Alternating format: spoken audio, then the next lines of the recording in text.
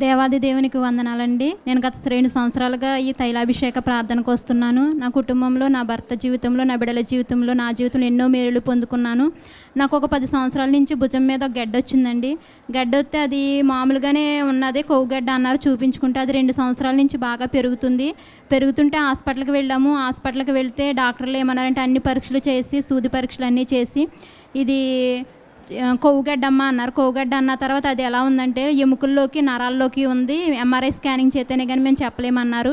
అన్న తర్వాత నేను భయంతో మళ్ళీ అదే రోజు తైలాభిషేకానికి సెప్టెంబర్లో వచ్చానండి. సెప్టెంబర్లో వచ్చినప్పుడు అయ్యగారితో తైలాభిషేకంలో తల వంచి ప్రార్థన చేయించుకున్నాను. అలాగే మళ్ళీ వేరే హాస్పిటల్కి వెళ్తే ఇదేం కదమ్మ కొవ్వుగడ్డ అనేసి అక్టోబర్లో నాకు ఆపరేషన్ జరిగిందండి. అది ఏమి ఇబ్బంది లేకుండా దేవుడు నన్ను స్వస్థపరిచినందుకు వందనాలు. మా జీవితంలో ఎన్నో మేలులు ఈ ప్రార్థనా శక్తి ద్వారా పొందుకున్నందుకు దేవాది దేవునికి వందనాలు. అలాగే చిన్న సాక్ష్యం దేవుడు దీవించునుగాక. ఆమేన్.